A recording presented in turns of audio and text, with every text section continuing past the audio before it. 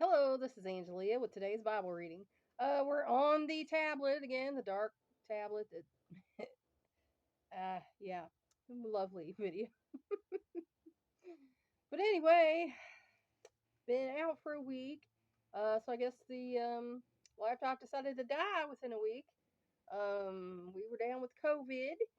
We didn't know we had COVID. We thought we didn't have COVID because we took a home test that said we didn't have COVID.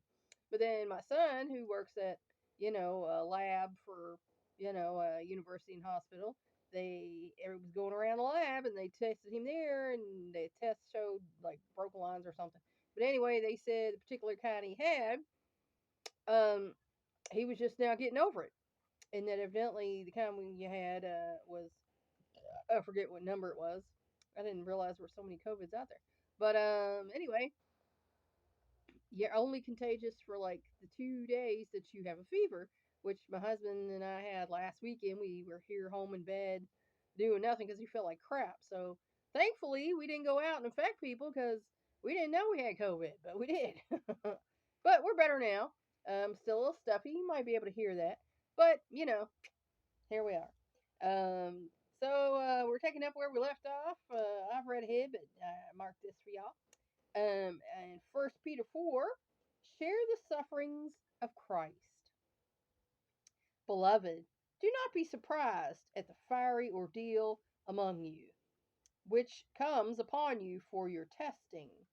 And we all are tested. Anyone thinks you're not going to get tested, you're wrong. Everyone gets tested. As though some stranger thing were happening to you. And there's nothing new under the sun, so nothing is, strange to you. But to the degree that you share the sufferings of Christ, Christ suffered, so we're going to have to suffer a little bit. Thankfully, most of us are not going to have to be, scourged and beaten and, crucified. But, just our little troubles here on earth, bug us enough. Keep on rejoicing, so that also at the revelation of his glory you may rejoice with exultation. If you are reviled for the name of Christ, you are blessed. And there are people who will hate on you, if you say that you're a Christian, because they don't like Christians or they don't think you're a Christian or whatever. Um, people just be haters. Um, because the Spirit of glory and of God rests on you.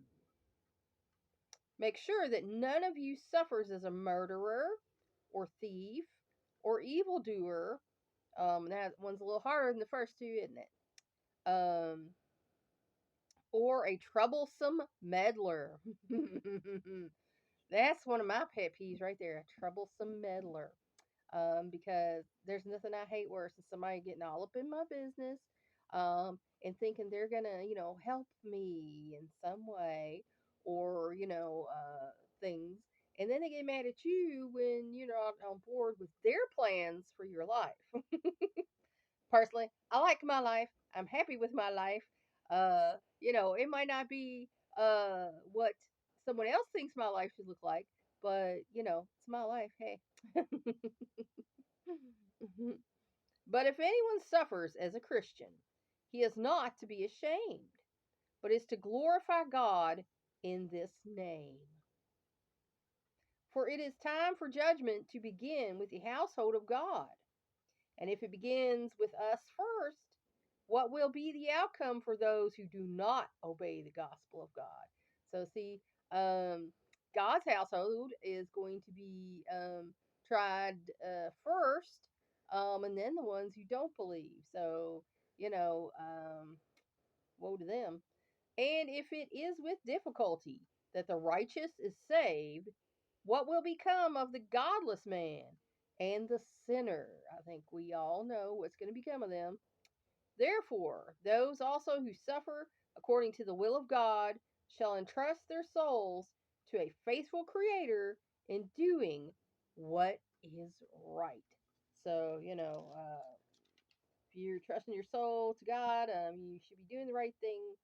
And like I said, unfortunately, we're here on earth, so we're going to share in some of the sufferings of Christ. There's going to be mockers and meddlers and people who, just generally like to hate on you. And that's just part of life. Amen.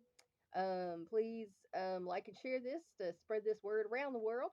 If you want to help me out, subscribe to my YouTube channel. If you want to help me out even more, go onto my Patreon page and become a patron. That's all for now. Until next time.